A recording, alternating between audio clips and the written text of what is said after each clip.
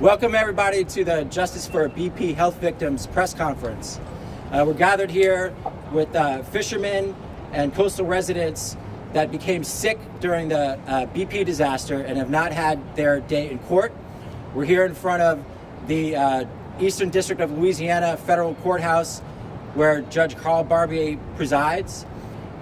We've got a few people to speak to you all today, including Lieutenant General Russel Honore, Dr. Mike Robichaud, who treated patients during the spill. We've got Tiffany Odoms, the widow of a cleanup worker who immediately got sick and then died. And we've got a fisherman named Joseph Brown who also got sick and is waiting for his day in court. And we've got George Barasich, a commercial fisherman who is also dealing with the same delays, got sick, and is seeking justice. So at this time, I'd like to turn it over to General Russel Honore. Well, on this sad day 8 years ago, our family started to get informed, and the world woke up to what has become the most deadliest and most destructive oil event in the Gulf, the BP oil spill.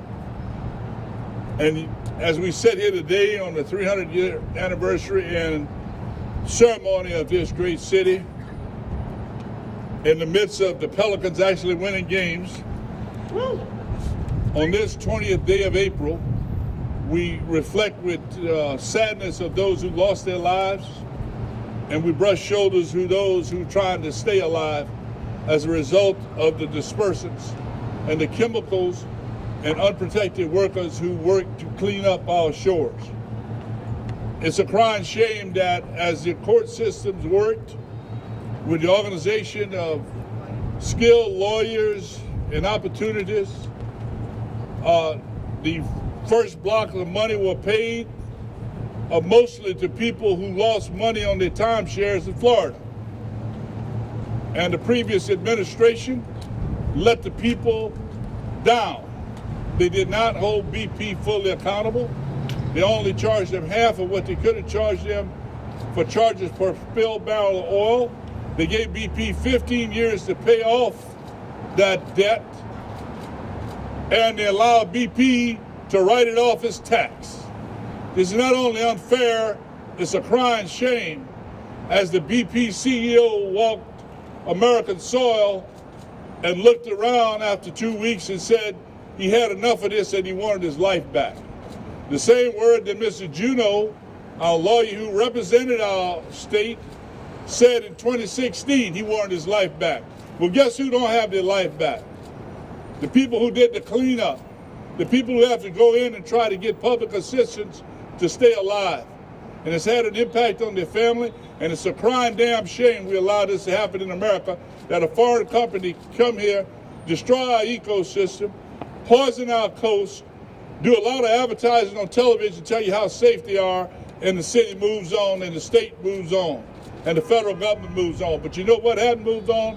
Is these victims you're going to hear from today. God bless America.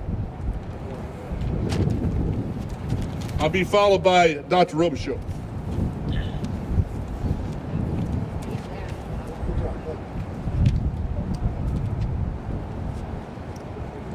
I'll try to be brief. George Barrett is over here today, and George talks so damn much. I don't want to take up too much of your time.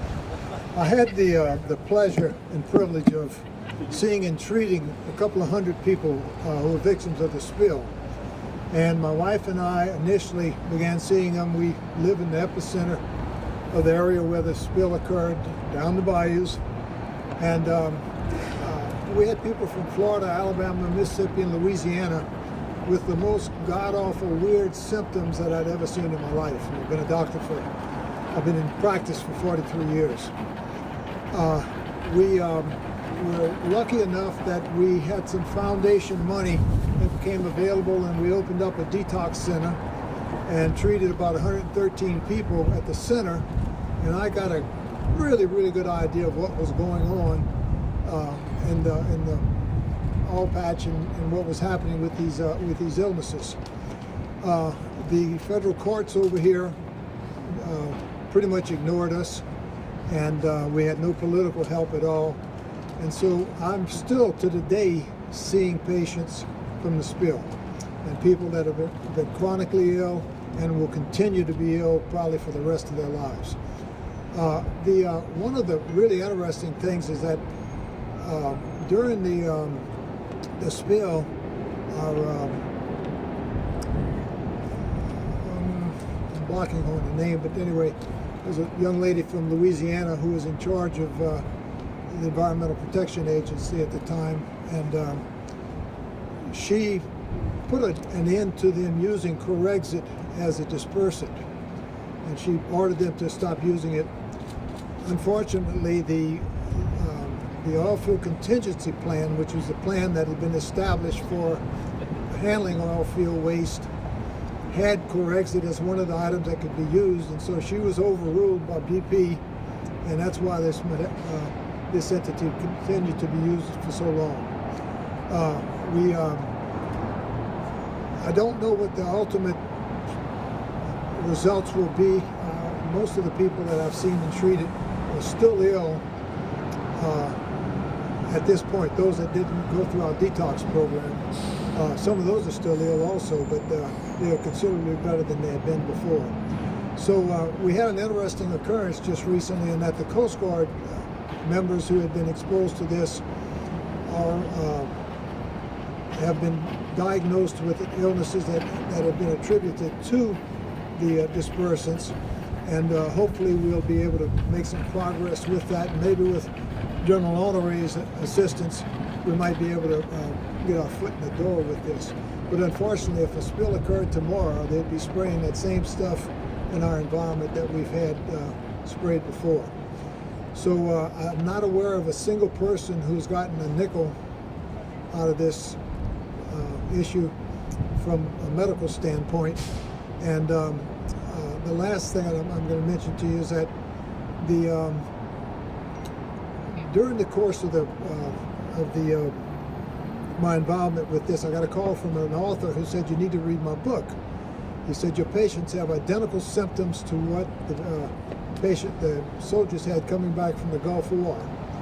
And there was a 454-page, I read his book and then I read this article, a 454-page article. It's called "Gulf War Illness and the Health of Gulf War Veterans."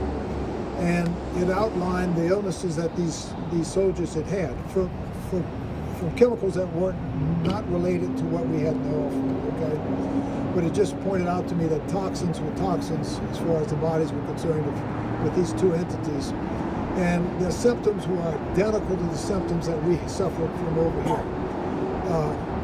When the Judge Barbier appointed 19 people to the Plaintiff Steering Committee, which is a committee that worked with class action suits, and these 19 people got to decide who was going to be compensated, what was going to be compensated, both from the economic losses and from the healthy items. And unfortunately, the guys who worked on the health end did not have a single thing that they compensated that my patients actually had.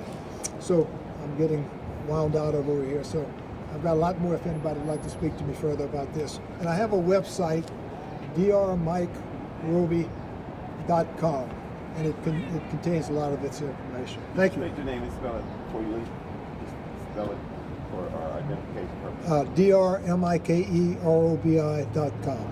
No, your name. And I'm Michael, M-I-C-H-A-E-L, Robichaud, R-O-B-I-C-H-A-U-X.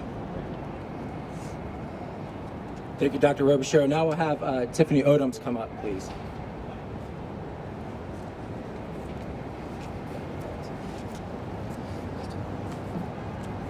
Hi, everyone. I'm here today to seek justice for my husband, Alonzo. I'm here today to speak on the behalf of my husband to seek justice. He was exposed from working on the oil spill. It took him 2.5 years to pass away. And it's not right at all that I have to seek justice after he worked hard to take care of his family.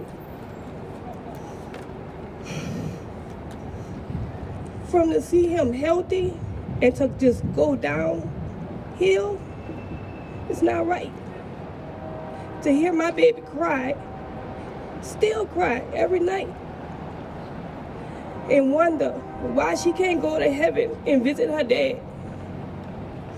She's so used to going and visit him in the hospital. We did everything to help. But once he was exposed to it and he just went downhill,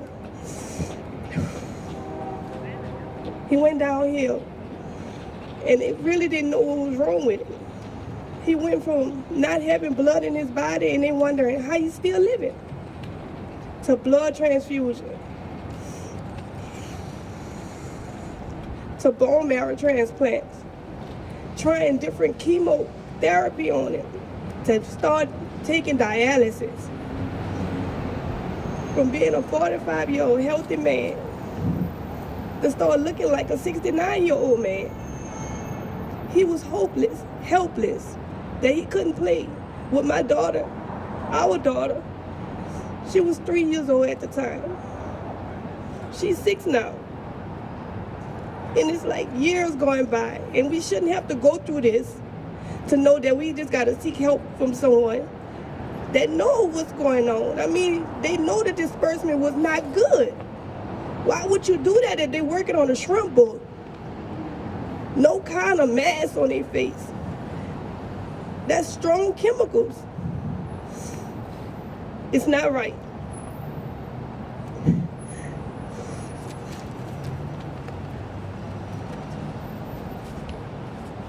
Thank you, Tiffany. Now we'll hear from Mr. Joseph Brown.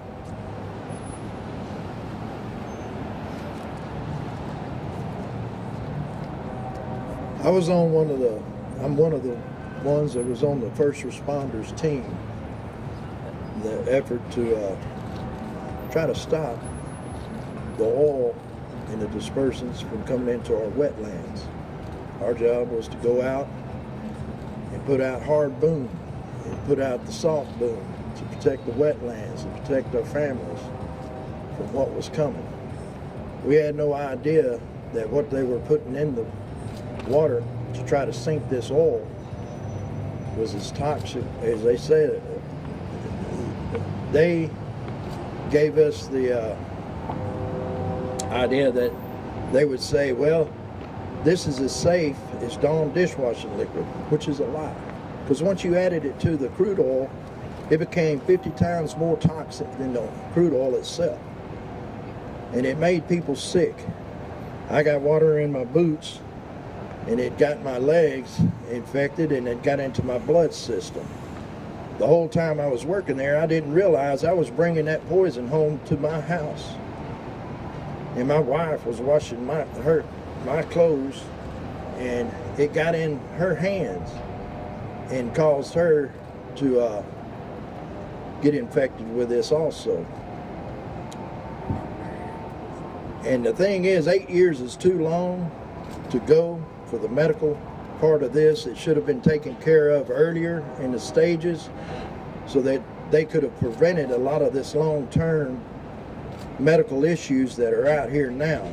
There's people out there sick, can't get help from the doctors because the doctors don't know how to do this. This is something that it takes specialists to take care of. If I wouldn't have served for the United States Army and been able to go to the VA for medical attention after I'd spent all my money, I probably wouldn't be here today because they saved my life. I quit breathing 3 times in the hospital, and I was in a wheelchair for 2.5 years. And I've been fighting every day. I have first stage chronic kidney disease, a cardiomyopathy, congestive heart failure, can't breathe. I have to sleep on an oxygen machine with a CPAP. And it's not right. There's people out there that are sick, and there's people out there that are dying from this. In America, it's time to step up. BP needs to be made to take care of these people. They need to open medical units in Florida, Alabama, Mississippi.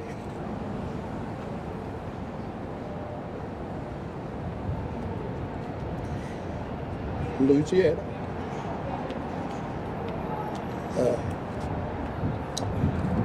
They didn't have qualified physicians.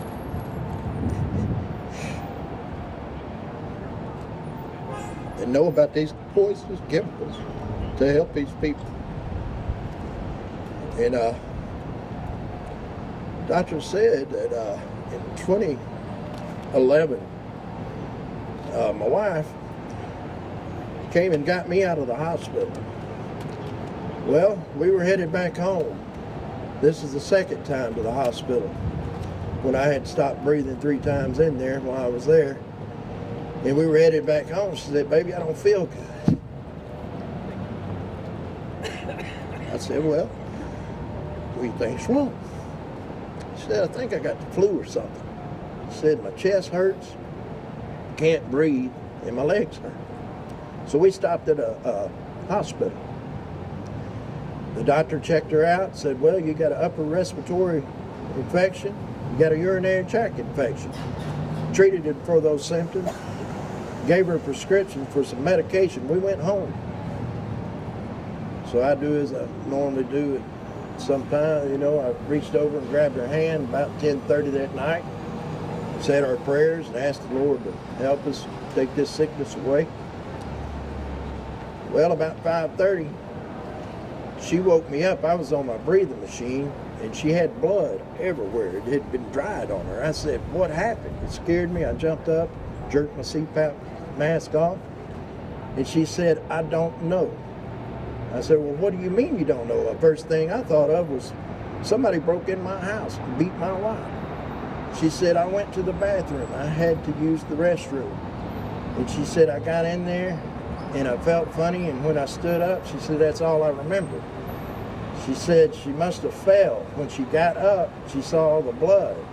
Well, apparently when I got her to the emergency room, the doctor said that she had expired at home.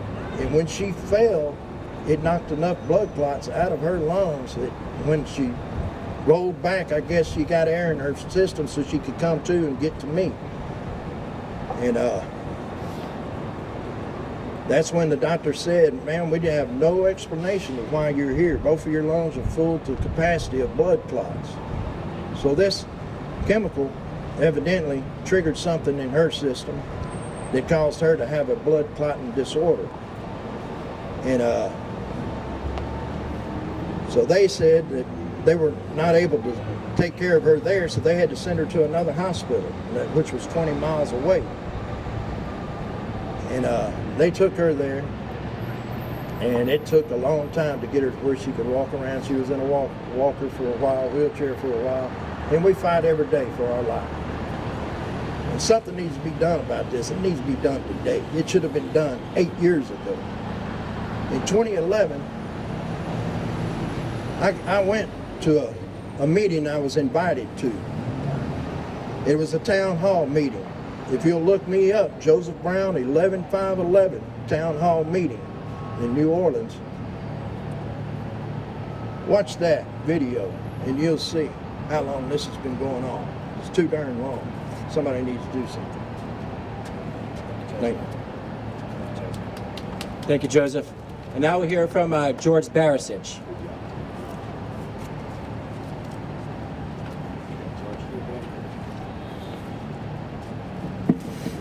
Good morning. I'm George Barasich. I'm a third-generation commercial fisherman. I've been harvesting chemical-free, fresh, all-free seafood for over 50 years. 8 years ago, BP in its quest for black gold initially killed 11 people.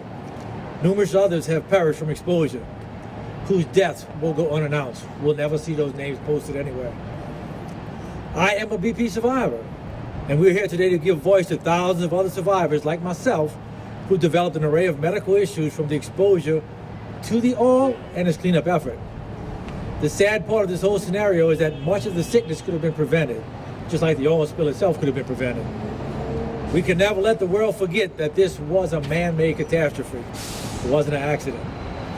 Mary Lee Orr from the Louisiana Environmental Action Network secured cases and cases of protective garments for me to distribute to the people working the oil spill.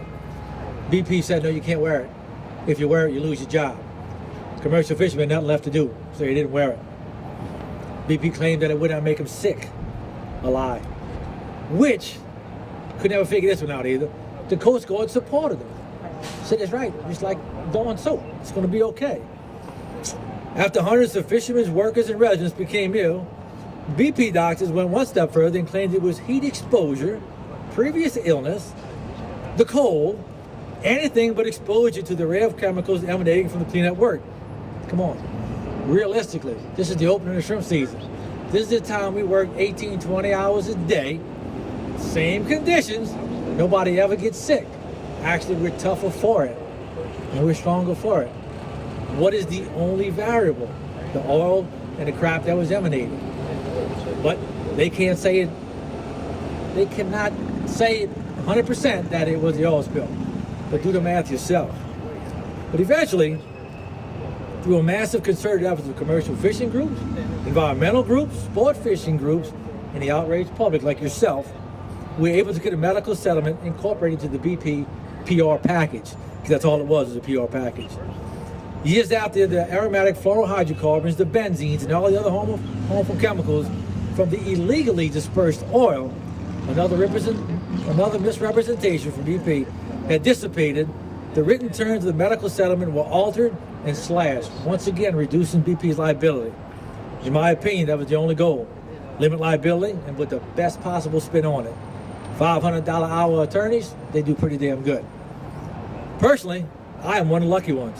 I was a 54-year-old tough fisherman. Never drank or smoked anything in my life so I could live as a fisherman. I was capable of running my 50-foot, 60-foot boats by myself. Now, I'm 62, I'm not so tough, with half my lung capacity and some memory issues, which is why I'm actually reading this today, because I can't remember shit no more. Now I need a full crew to operate my business. Just that alone in 8 years has got me $240,000 behind where I should be. $40,000 in medical payments out of my own. Luckily, I had enough money to pay for it myself. My pulmonologist says, the good news, I'm not getting any worse. Conversely, I'm not getting any better either. And we checked it out. The conservative cost of a lung transplant is about $500,000. This settlement claimed the most I'm going to get is $45,000. We ain't got a dime yet. So something wrong with that. The saddest fact, as these people told you, there's a lot of people in much worse shape than I'm in. We need help. We're here today to give these people a voice. Mr. Hayward and subsequent BP CEOs made numerous promises, misrepresentations once again, to make things right. I don't know. What part of making things right is missing here? Help us out. Thank you very much.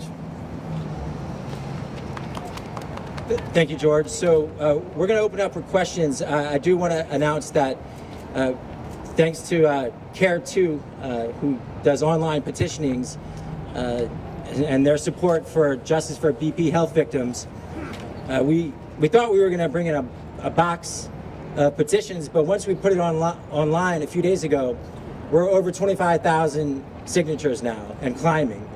So we're actually going to deliver this petition, but right now, to Judge Carl Barbier's office. But right now, we'll open it up for questions. Would you introduce the family? Yeah.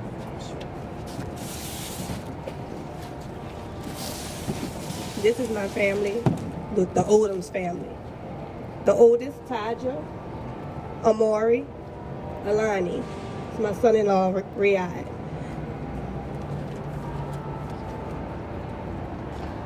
And they all have T-shirts on, Justice for Alonzo.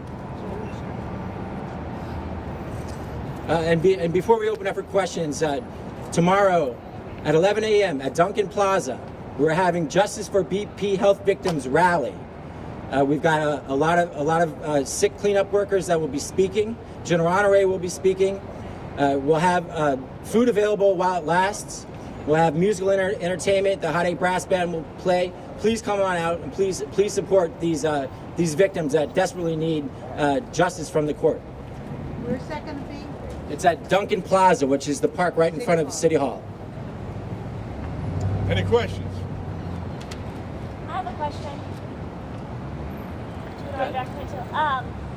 It says in the news release that there's only been like 40 payments, but on the court filings it said that there's like 30-something thousand people who could get money. So what's with that? So that's those numbers are coming straight from the Garrettson status report. It's a quarterly report that the Garrettson Resolution Group files for the claims administrator. And it's, yes, 37,000 claims have been filed, but only 40 claims have been dealt with for chronic illnesses. Okay, so those are, some more of the more serious illnesses. 80% of all the claims that have been filed were either dismissed or were given the least amount of compensation, which was only $1,300. So it's an injustice. There are thousands and potentially thousands and thousands of more claims that could be filed. But this family here, these fishermen, they need this judge here. They need BP to stop, using delay tactics, and they need this plaintiff steering committee and all three of these entities to make things move quickly, because time is running out. Yeah, you have to understand that 45% of the people who thought they were going to get something when this claim was first set up, arbitrarily they set a date of April 20th, 2012. Had you not seen and got medical attention on your own, you were out. So here's these people, no money, nowhere to get help, didn't get help, but they're still sick, they're out completely, no recourse. Then they changed it from acute and chronic. So the 45,000 of people that are supposed to get them, 60,000, attorney takes 25%, that's the way the world is, they got 1,300. Sign it, take it, or get nothing. So people like myself who are chronic, got all my own information, and I can prove everything with all my own doctors, still ain't got it, not even an offer yet. That's how the game is being played. People understand that there's no justice here. For people who actually worked, went out there to clean up their mess, and this is what we got for it. Not too good of a thank you, I don't believe. 8 years later, do you think your case keeps getting weaker? The system? Who's the lawyer? I'm not a practicing lawyer, and I don't have a case. But sure, people end up dying. People get tired. They give up hope and they stop fighting. But the facts. Some facts just can't be denied, and medical records, health conditions, the direct connection between exposure to BP's toxic mess is something that doesn't go away. So but time is what wears people down. So that's why this court really needs to move quickly. Well, from my perspective, we need to end the BS. We nearly went to started a world war last week because people in Syria, and it's been documented, were poisoned.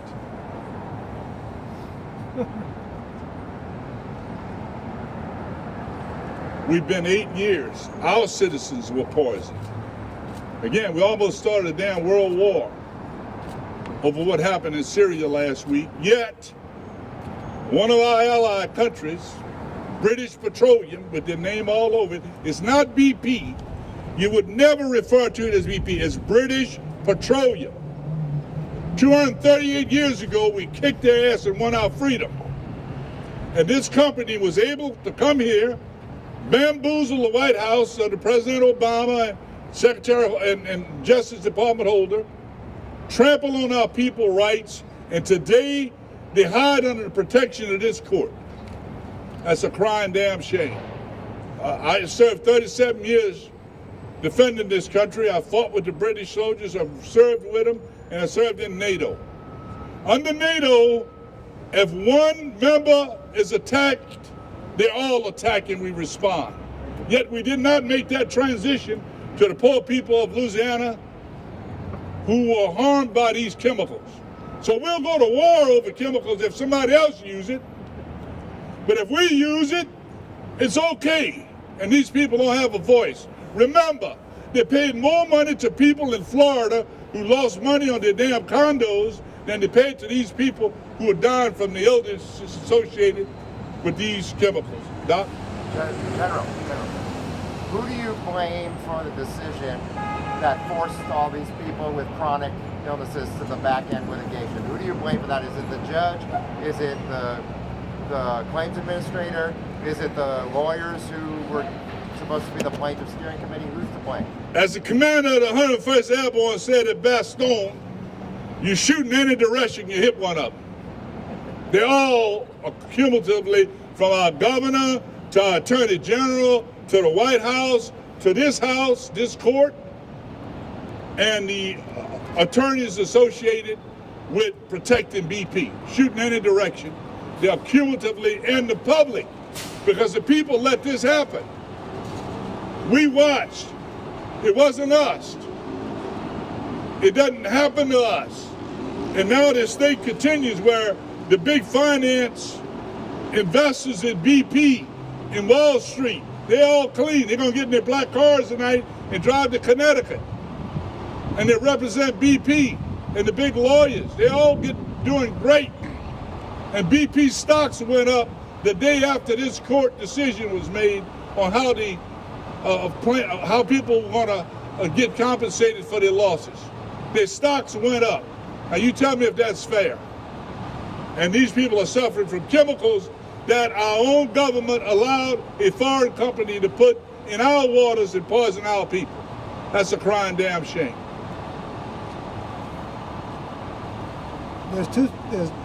From your question on the health issues, there's two ways you can be compensated with this. You can file a direct lawsuit, or you can go through a class suit. Okay, the class was decided by 19 lawyers appointed by Judge Barbier, called the Plaintiff Steering Committee. Those people got to decide what illnesses would be compensated with money from this. None of the illnesses that I treated a couple of hundred people with this, none of the significant illnesses that I treated are included in that list. I've got most of that stuff right over here for you. But they said that that's what they intended. They said they intended for it to be included, but when they changed the interpretation of later manifested conditions, they got forced out. Well, I don't know what they did. This was a set thing. Well, I've got a little thing over here. Class action attorneys, these plaintiff steering committee attorneys. This one says $550 million that they got for their work, and 19 people. The other one says $600 million or what have you. But that's what the attorneys got for giving this crappy ruling on what would be compensated. But are you saying that they were in cahoots with BP to count? No, I'm not saying that, but you can draw your own inference for that.